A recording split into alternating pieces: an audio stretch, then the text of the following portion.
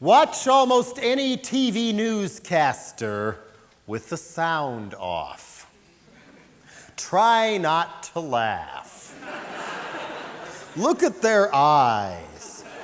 Look at them twitch. See them struggle not to move their head more than 1/4 of an inch in any direction. Watch how they work to keep a straight face as they soothingly regurgitate whatever words are plopped on the teleprompter in front of them. Whatever words, whatever they may mean. Watch their brow nod forward every once in a while to convince you that what they are saying is important.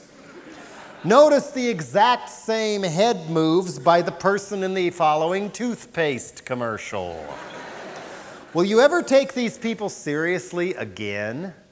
Will you ever believe a word they say again? Depends on the drug, I guess.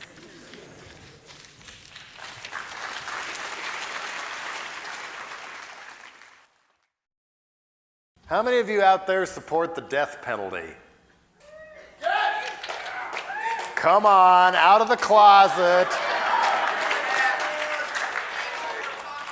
I notice people are answering this way, too. I mean, one of these I did recently in St. Louis, all the yeses came from the bar.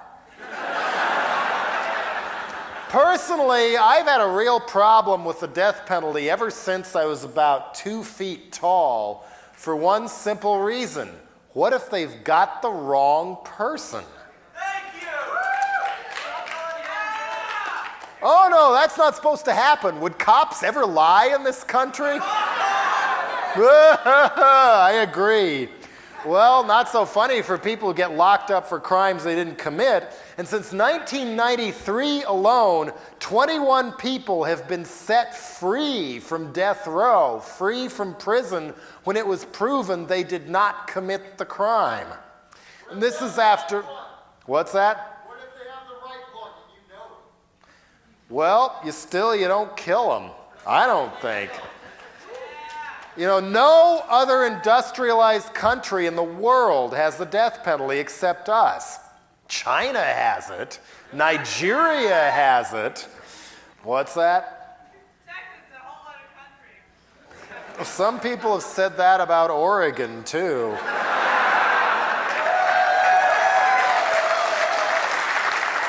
And that Portland and Oregon are 2 separate countries as well. Anyway, what I'm getting at with the death penalty is that it does happen to the wrong people, and for that reason alone, it should not be there. For economic reasons, it costs way more millions of dollars to kill somebody than to just sentence them to life in prison if they really did do some horrible crime. Hell yeah! Shoot them on the spot! Well, I did say this was the Kip Kinkle Comedy Hour, didn't I?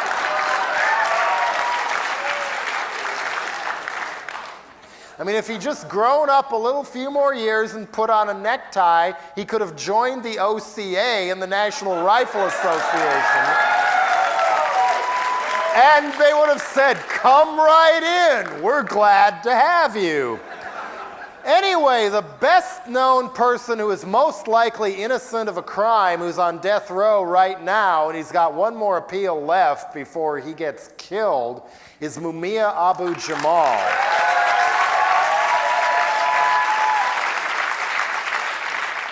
Black Panther activist, respected radio journalist.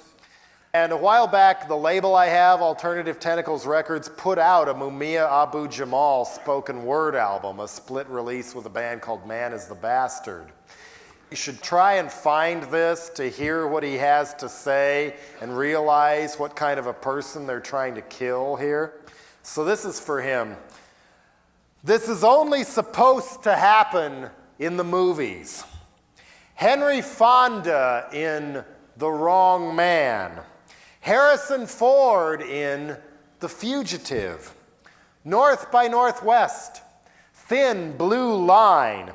An innocent person when they least expect it, falls into an unbelievable chain of events and finds themselves accused of a crime they could not possibly have committed. Every step in the justice system goes wrong. All seems hopeless as the camera rolls closer and closer to the death chamber until finally, at the very last minute, the authorities are proven wrong and the accused is set free to live happily ever after as the credits roll. After all, this is America, where these sort of nightmares do not happen, because our justice system is fair. Our justice system works. Now imagine you are a respected, award-winning, and courageous journalist whose news reports are sometimes critical of a notoriously violent and corrupt police department. Suddenly, the nightmare happens to you. Shot through the liver at the scene of a crime. Instead of helping you, the cops beat you as you lie on the sidewalk and allegedly beat you again inside the hospital. Not in Haiti, not in China, but in the United States of America. When you wake up from surgery, the nightmare is still there. You are the one accused of what the corporate media tells us is the ultimate unforgivable sin: killing a police officer. You have no criminal record. Ballistics tests don't add up. There is plenty of evidence that you did not and could not commit this crime, but the nightmare just gets worse. Evidence that could clear you disappears. Witnesses disappear. A judge who has sentenced more than twice as many people to death than anyone else in the United States denies you a competent lawyer and denies you the right to defend yourself. Appeals are denied by the very judges who ruled the opposite way in almost identical cases. Not in Mexico, not in Nigeria, but in the United States of America. And unlike the movies, this time a headline-hungry governor salivates like a giggling crocodile, eager to put a black man to death with the stroke of a pen to hold up as a trophy to enhance his political career. Why is our government so hell-bent on killing Mumia Abu-Jamal? Why are they so afraid of him, of his voice, of his way with words, to the point where even a poem about him and the frightening government lawlessness in his case is banned from national public radio? Is it what he says about our country and ourselves, in words so powerful and eloquent that our children may one day study his now banned radio commentaries in school, the way some now study the last words of Bartolomeo Vanzetti before he and Nicola Sacco were executed by the U.S. government in 1927 for a crime they did not commit? The real crime being they were anarchists. They were labor union activists. And if that's not enough, they were immigrants. What have we become? What are we letting ourselves become? This isn't the movies. This is what America has become. A 1995 FBI investigation leads to 6 Philadelphia police officers pleading guilty to assault, framing defendants, stealing money, lying to obtain search warrants, and more, resulting in more than 100 criminal convictions being overturned, yet still no new trial for Mumia Abu-Jamal. And what of all the other wrongfully convicted human beings without Mumia's gifts for communication, who are caged like animals in our mushrooming prison industrial complex system, waiting to be killed by our government to satisfy Generation X-acute America's sick thirst for human sacrifice and modern slavery? When Nigerian environmental and native rights activist Ken Saro-Wiwa was hanged on trumped-up murder charges, the Nigerian government and Shell Oil were condemned all over the world as outlaws. Now we are the outlaws of the world in the case of Mumia Abu-Jamal.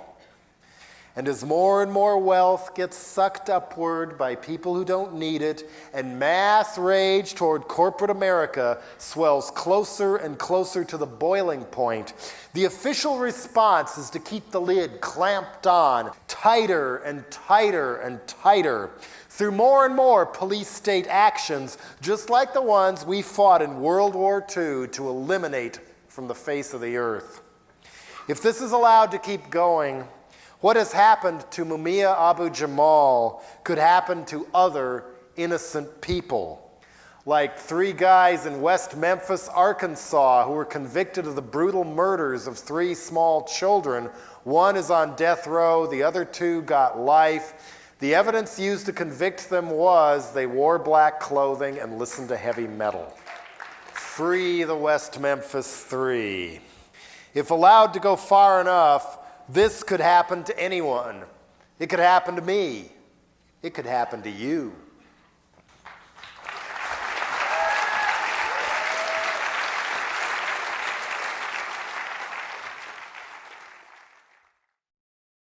It used to be a big event when the president came to town. A public event. A very public event where the president would ride down Main Street smiling and waving in an open-air car, or at least wave from inside a limousine behind bulletproof glass. The president wanted to see the people. Above all, the people wanted to see the president. Be assured that the president is real. Be assured that from behind the confines of the limousine glass, the president was still one of us. Photo opportunities, the common touch, an important sounding speech in public at an important looking building, a shining memory for each lucky peasant to treasure for a lifetime. Yes, there is a Santa Claus. Now our leaders know all too well what their people really think of them. It's rarely even announced more than a day or 2 in advance when they're coming. They slink in and out of town in what is now treated as enemy territory, to exclusive gatherings of the rich and powerful in limos with black-tinted windows. The same kind that get you pulled over if you're a regular person with black-tinted windows.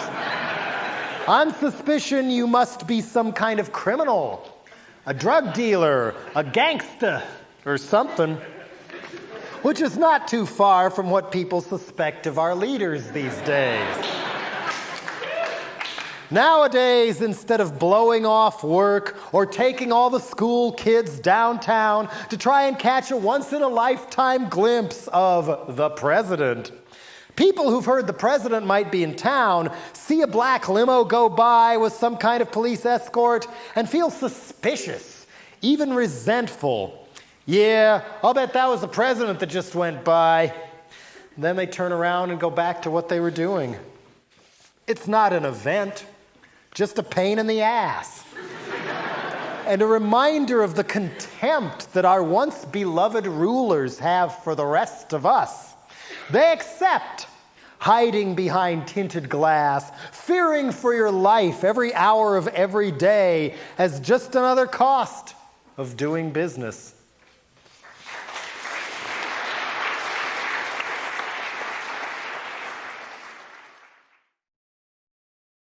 This is a piece that dates clear back to my first spoken word album called No More Cocoons that I thought I could put to bed a long time ago, but now it seems necessary to bring it back again. Why I'm glad the space shuttle blew up. No! It wasn't the classroom full of school kids on TV whimpering in horror, trying to stomach what they'd seen on the screen. Each one of them still wearing one of those pointed birthday hats. No! Our first reaction at my house when the Challenger did its thing was each of us daring the other to call up the local media and claim, hey, we're that legendary Libyan hit squad you've written so much about.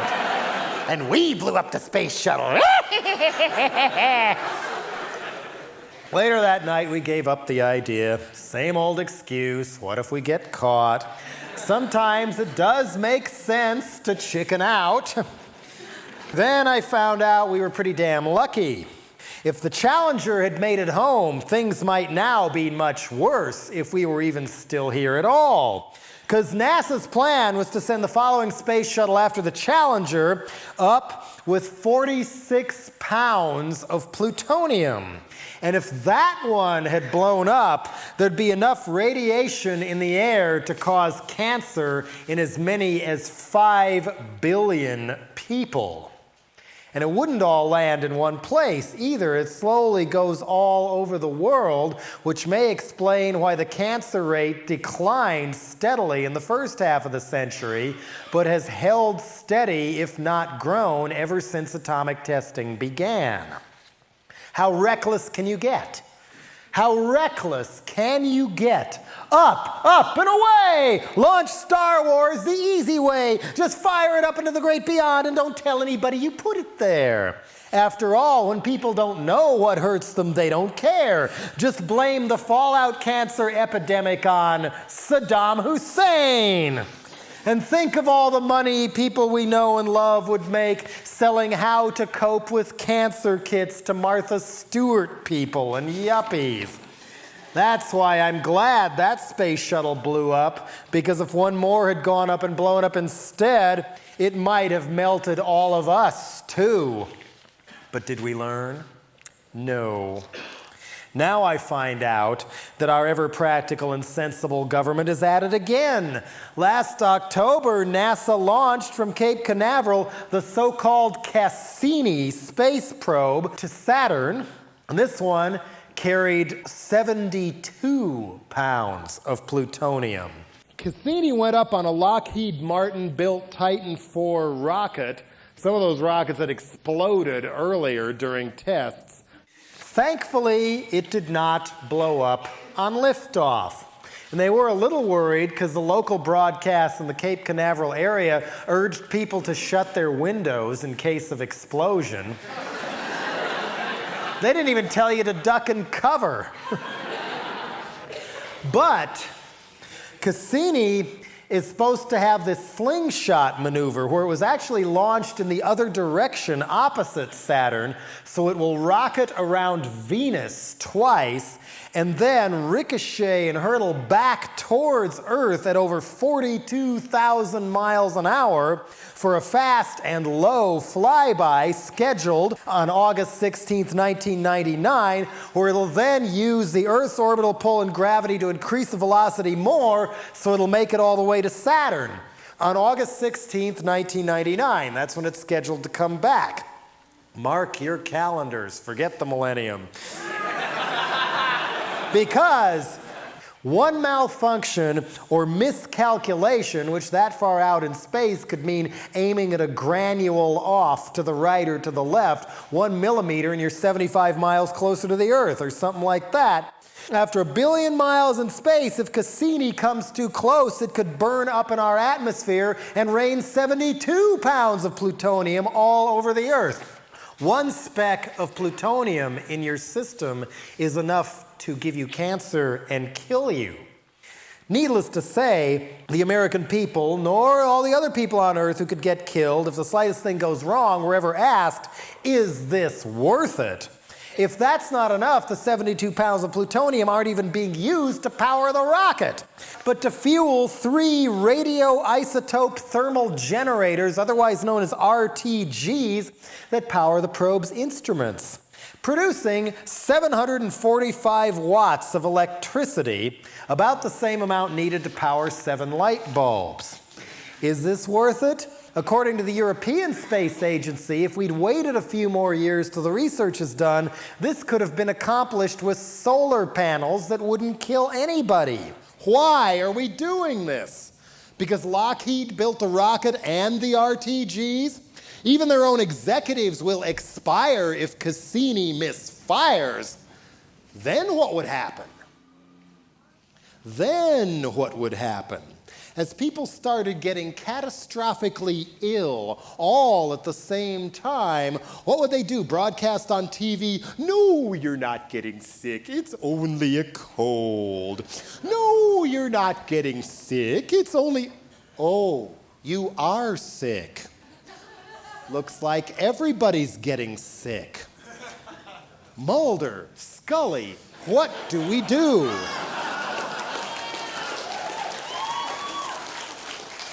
Just wear sunglasses, stay indoors, read the Bible, watch videos, and since it's somehow Saddam Hussein's fault anyway, we might as well tell you you all have 6 months to live.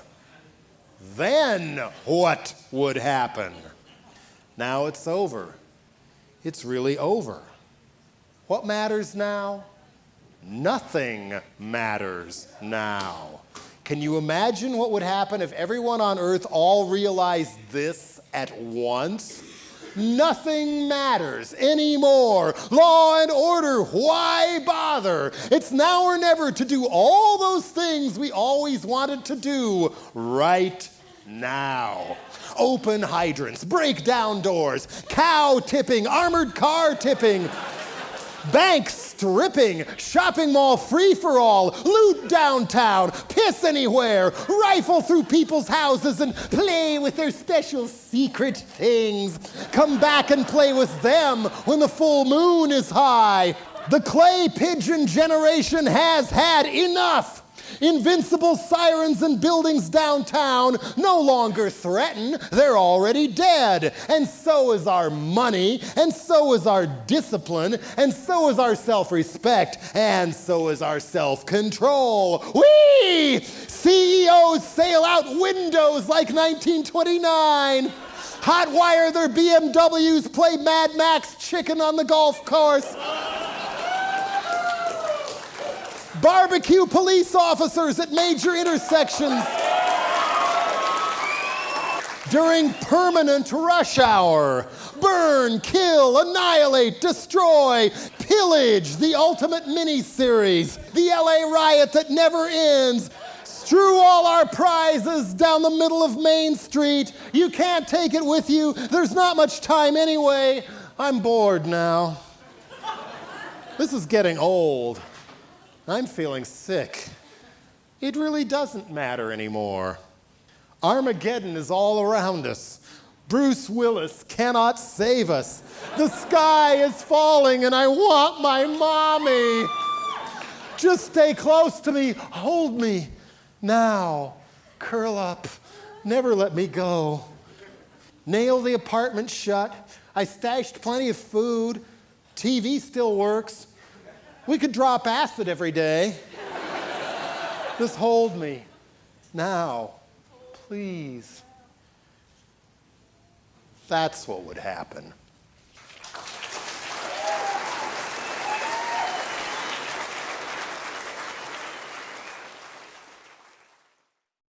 I can't resist digging this one out whenever I'm in football, or should I say football country. And it's halftime at the big football game. Who's winning? The good guys, the bad guys, the boosters club in their bozo suits drunk off their ass in the press box? Maybe the real losers are the people who pay to watch. Stay right there. Don't go getting up off the couch to the kitchen to get you a cold one. Batons, marching bands, they're a little obsolete these days. Today's fan is sophisticated. Today's fan wants more. A chain link portcullis rises at the far end of the stadium, and in parades a caravan of surplus construction cranes, all decked out with monster truck tires and flames. And at the end of each crane is a hangman's noose. And bringing up the rear is a customized van with one of them airbrushed biker magazine style fantasy paintings on the side and bars on all the windows. The door of the van opens, and men in orange prison pajamas quickly stumble out as though they were pushed, each handcuffed to the other for their 15 minutes of fame. They're 3 strikes you're out prisoners mostly. Maybe a dope dealer or two who made the key mistake of being caught selling to a white kid. They know all too well what this crowd pays to see as they're lined up beneath the cranes and the hangman's ropes are lowered and anchored tightly around their necks. At the top of each noose is a plastic pennant bearing the logo of today's halftime sponsors: Swoostica Shoes, Anti-Abortion Pizza, Aftershave, Like a Rock, Everything You Wanted in a Beer and Less, and let's not forget life insurance. Just can't miss them during close-ups on the instant replays. So ladies and gentlemen, are you ready? Your favorite queer-bashing orange juice lady will now push the button. The crane booms rise. The crowd goes insane. Rah! Rah! Shish! Boom! Bah! Rah! Rah! Shish! Boom! Bloodlust! Color my world with more splatter sperm! Rah! Rah! Shish! Boom! Ejaculate! The cranes spin around doing wheelies for the crowd. The victim's arms and legs twitch and dangle in midair. Heavy metal cover versions of war movie themes drone from over the loudspeakers. Until one by one, the condemned hang limp. One by one, they are still.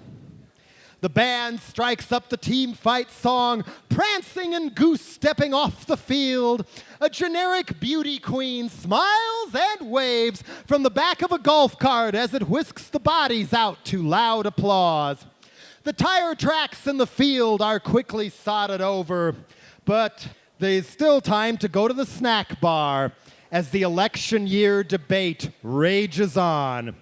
The number one issue facing our country today: Cowboys gonna win the Super Bowl? Cowboys gonna win the Super Bowl?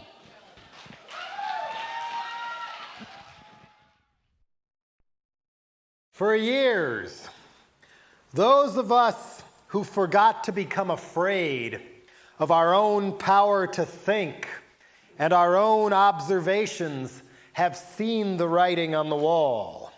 Fortress America, militarized America, drugged America, thug America, frightened America, police state America, Yankee flag used like a swastika America. A lot of people, mostly born after World War II, have gone as far as to say America is becoming the new Nazi Germany. Pat Buchanan, among others, seems to exemplify this as he howls for a so-called culture war against all art and people he considers obscene, subversive, anti-American, and anti-family. He has also gone on record saying, quote, Hitler was a man of great courage. But has America really become the new Nazi Germany? Corporations would love that. After all, who paid to set up the last one? Sure, the screws of dictatorship are tightening, but doesn't this remind you of someplace else? At least the Nazis made the trains run on time. But get our trains to run at all? Forget it! Think Brezhnev. Think Chernenko. Think of an economy falling apart. Cities, factories, nuclear facilities, all crumbling and falling apart because the morally bankrupt old toads at the top are too out of it to care, let alone get anything done. Mass incompetence, spider webs of corruption, bosses rewarded with millions in bonuses for slashing tens of thousands of jobs. Think of a government more and more obsessed with spying on its own citizens, each one a suspected criminal, many of whom love their country very dearly. Or, as Guy Martin put it in an article in Spy magazine, imagine living in a country where an army of aging, cynical functionaries holds the citizenry in thrall. A physically disintegrating country whose government routinely puts people to death. A country where a cornucopia of security forces has a legal mandate to invade the privacy of a terror-ridden populace by whatever means comes easiest to hand. Directional mic, random frisk, urine sample, infrared videotape, phone tap, financial profile, informer, drug raid. Imagine living in a country where the economy is strangled by huge monopolies. A country that cannot effectively engage in trade with its competitors. A country whose punitive bellicose regime undertakes as the foundation of its foreign policy nothing less than total domination of the planet. Yes, you think as you sit back in your chair, it would be terrible to live in the Soviet Union. But the country described is not the Soviet Union at all. It is the United States. Has America become the new Soviet Union? We have a drug czar, an energy czar, even an AIDS czar, and in a still weirder tribute to Orwell, we call our King Kong-sized War Department the Department of Defense. It's getting harder and harder to tell our so-called news magazines and news shows like Time, Newspeak, Newsweek, apart from out-and-out Soviet-style propaganda. Fronting for the corporate police state is the national entertainment state. Instead of news we can really use, we are continually handed things like, "Who deserves to die?" Cover of Newsweek. How about this one? Cyber porn.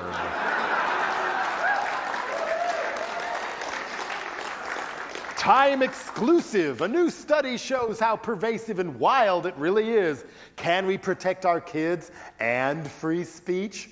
Of course, Time says hell no to free speech. Then people might realize how much these magazines lie and quit buying them. Oh no, can't have that. But it was later revealed that this article was not put together by some kind of journalist or expert, but by a student at Carnegie Mellon University who was doing a study on how to get started in the cyber porn business.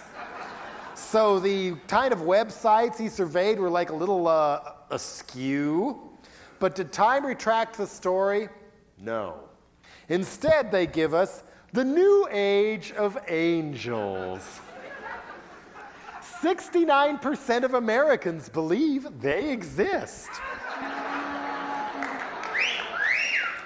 What in heaven is going on? And what in heaven is going on when the same lovely magazine during the last national election, which used to be a watershed of discussion about issues that actually really mattered, what they gave us this time was Hillary versus Liddy. Who will be a better first lady? And let's not forget all the endless distraction of the shoppers towards what's really going on with more and more about Evita. Our own Evita. Now that she died in the car wreck, what do you want to bet that not too long from now these very kinds of magazines are going to be claiming people put their hands on the television screen and Princess Diana cures their arthritis? It's not far away, believe me. Here we go, another one from Time. Are music and movies killing America's soul? I hope so.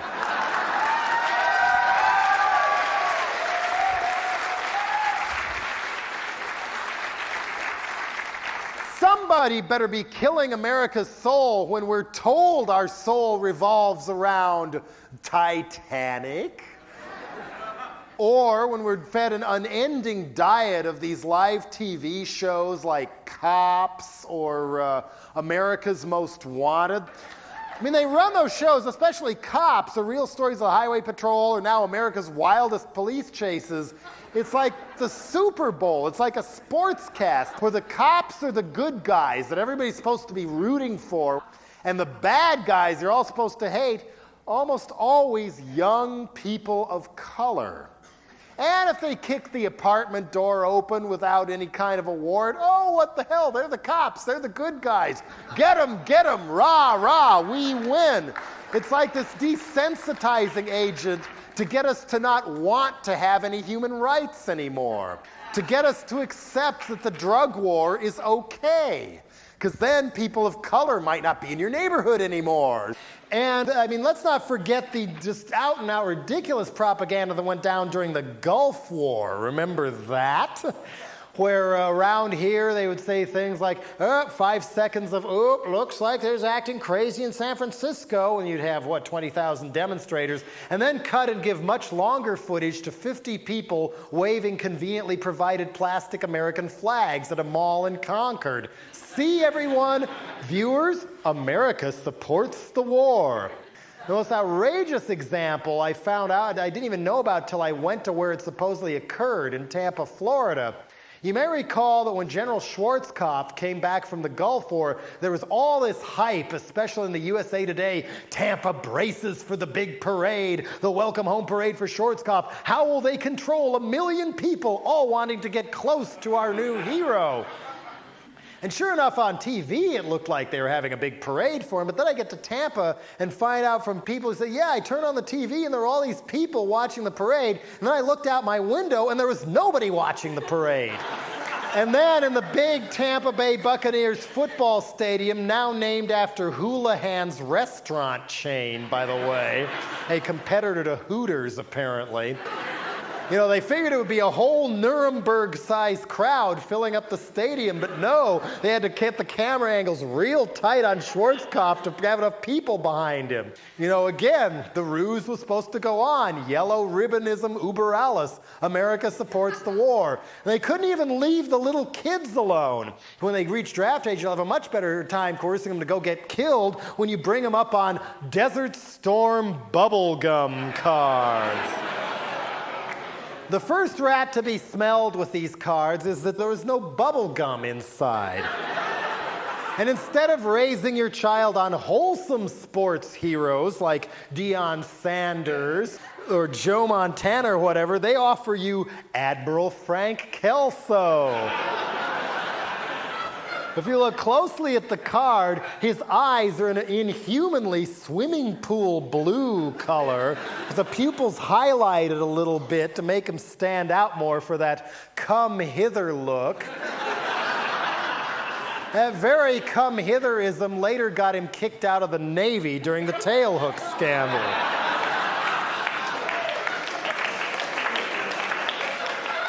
Here we have General Schwarzkopf with the stars on his hat appearing to possibly have been drawn in, maybe not, looking remarkably like the bully who used to beat me up in elementary school. Here we have the control center with all these big screens tracking our genocidal weapons. Looks just like a big video game, kids. Wouldn't it be fun to be all you can be and play video games in the army and kill Arab children? All neutrality goes out the window with this one. This plane is called the amazing AV-8B Harrier. And why it's amazing is in its batting average on the back. This card is called Lining Up the Tanks, with one tank in the picture, with its nozzle coming out at exactly the same upward angle that Jesse Helms or Kenneth Starr would find obscene. And if that's not enough, look at the color of this flying Tomahawk missile, looking an awful lot like a flying vibrator, complete with the bulb on the end. Again, at the exact same angle that seems to have gotten Monica in so much trouble. Of course, we have Top Gun. Here's another one in the series. This is a sticker that comes with instructions. Peel carefully, display proudly. No, it's not yet another Misfit skull for your skateboard.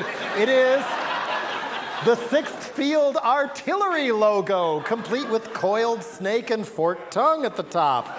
A rival company put out this Desert Storm Pro set cards, and under intelligence file, they list Christianity. Unfortunately, somebody stole my high-fashion sunset shot carpet bombing card, so I can't show you that one, complete with batting average on the back. But again, what is really killing America's soul?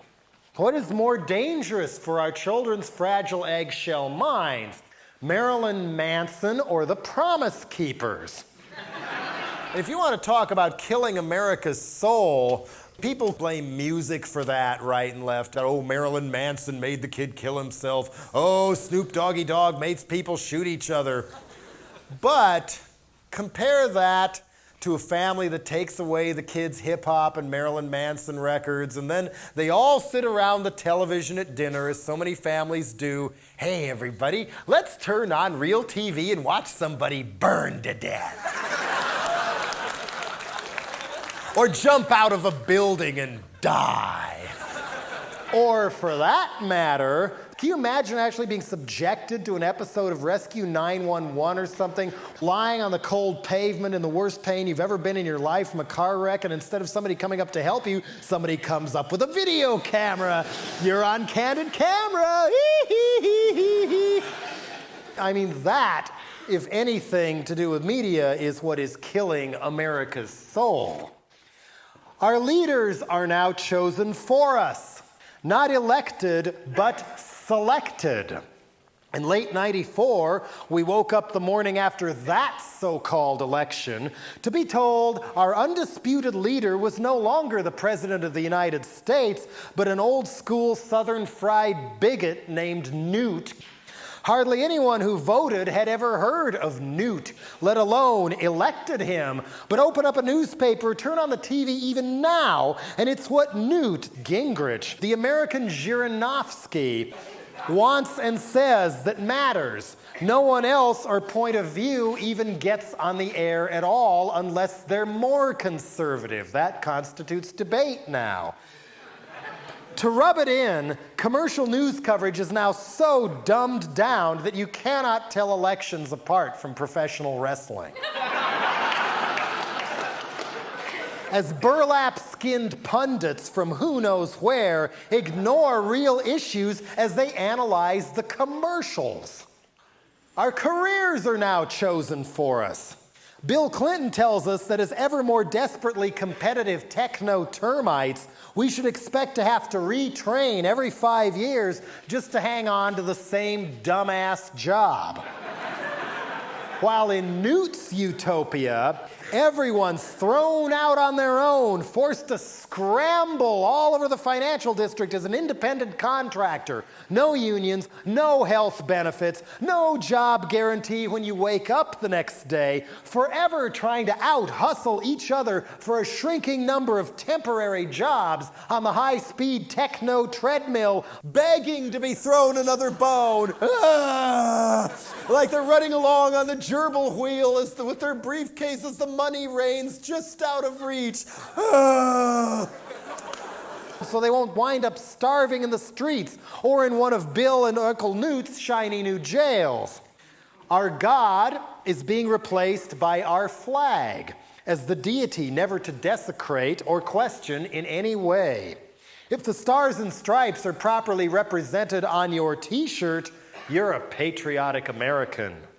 But if they're printed on your jeans or even on a coffee mug, you could soon go to jail if Newt and his thugs have their way. And as the flag replaces the god, corporate logos assume the prior functions of the flag. I pledge allegiance to Nike. Do not desecrate Coke or Pepsi. And above all, don't you dare talk any shit about Mickey Mouse or McDonald's, or they will sue your ass.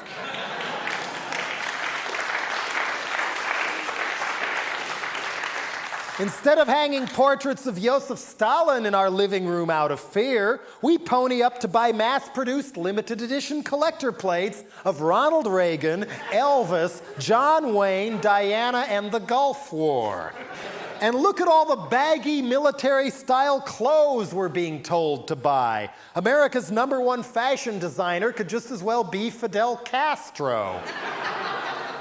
We put more and more people in jail per capita than any other country on earth for smaller and smaller offenses. Instead of rounding up the Jews, we're rounding up the blacks, thanks to the new federal crime bill signed into law by its chief cheerleader, Bill Clinton.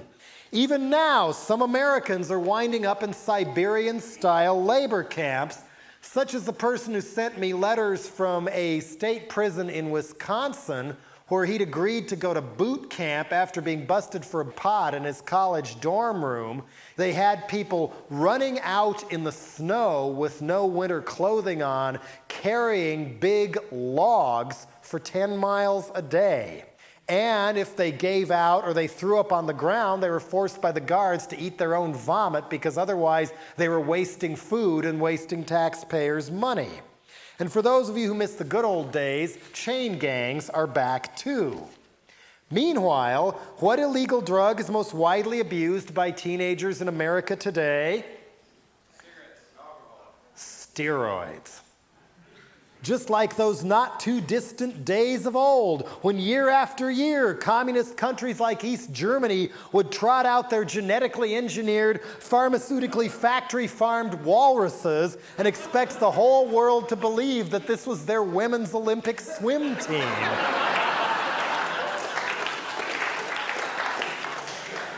Now in Soviet America, bodybuilding's all the rage. Join the Marky Mark master race or you won't get laid.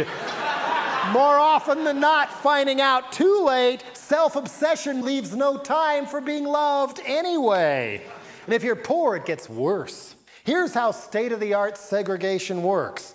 Ruin the schools, yank away affirmative action, let the slums get worse, pump up the drug supply, and when to no one's surprise cities blow sky high, the only aid from Uncle Scam to calm down all those justifiably angry people is midnight basketball.